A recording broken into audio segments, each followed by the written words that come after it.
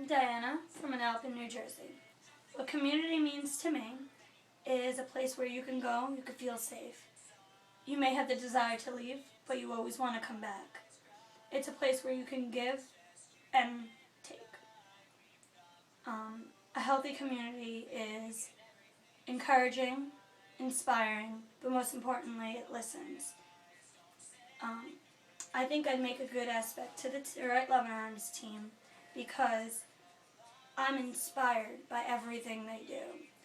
When I read Renee's story, I felt her pain. I felt everything she's been through. I was there once. Maybe not the same exact story, but I feel like we all go through that dark stage in our life, and if I can help just one person, I feel like I've done what I was meant to do on this earth. An inspirational conversation I've had was actually in the hospital.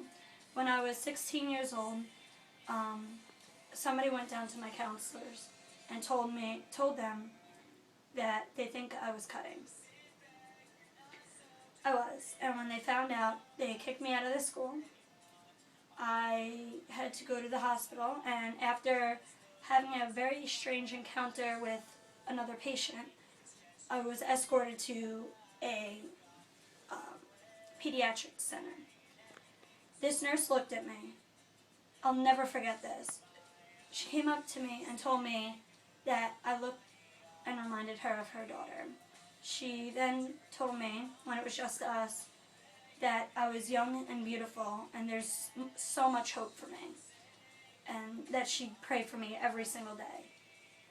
What I took from that was that hope can be found in anywhere, places you didn't even think it was, and it made me realize that that's what I want to do.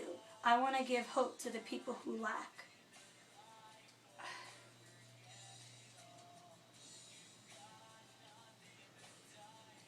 One of my biggest passions, other than to write Love in Our Arms, would be my music. Music to me is the most honest, the most beautiful.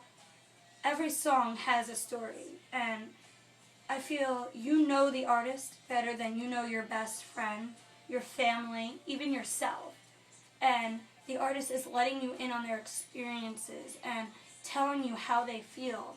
And by connecting with them, and just, it has the power to move anybody with just one simple line.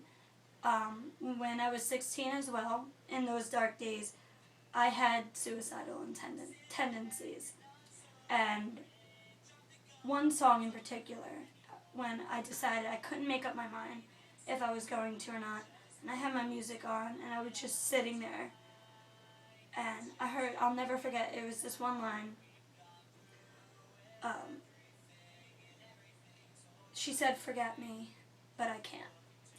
That song talked to me. It spoke to me. It told me it felt my pain, but it's not the end.